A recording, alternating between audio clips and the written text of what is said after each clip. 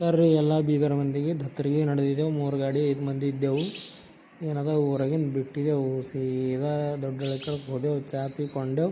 ಚೌಡಪ್ಪರ್ಗೆ ಹೋಗತ್ತಾನೆ ಅದ ರಾತ್ರಿ ಹೋಗಿತ್ತು.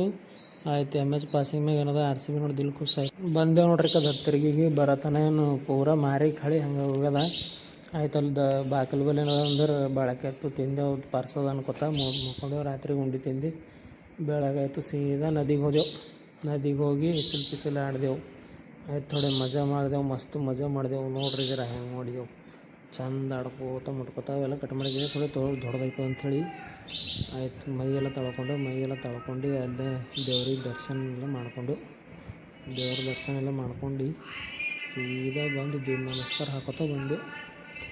ದಿನ ನಮಸ್ಕಾರ ಹಾಕೋತ ಗುಡಿ ಬಾಕಲ್ ತನಕ ಬಂದೆವು. ಬಂದು ಎಲ್ಲ ದಂಧೆ ಮುಗಿಸ್ಕೊಂಡು ಮತ್ತು ಅರ್ಬಿ ಹಾಕೊಂಡು ಗಾಡಿ ತೊಳ್ಕೊಂಡು ಕಿಕ್ಕಿ ನೋಡ್ರಿ ಗಾಡಿ ಪೂಜೆ ಮಾಡ್ತೇನೆ ಅನ್ಕೋತ ತೊಳಿಲತ್ತಿಳು.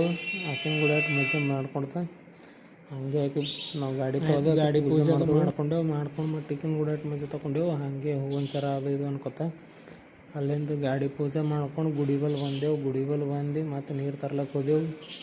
ನೀರೆಲ್ಲ ತೊಗೊಂಡು ಬಂದು ಮತ್ತು ಒಳಗೆ ದರ್ಶನ ಎಲ್ಲ ಮಾಡ್ಕೊಂಡು ಮಟ್ಟಿ ಸೀದಾ ಏನದ ಅಂದ್ರೆ ಅಲ್ಲಿಂದ ಬಿಟ್ಟರೆ ಸೀದಾ ಊರಿಗೆ ಬರ್ಲಕ್ಕೆ ಹೊತ್ತೆ ಹೋಗಿತ್ತು.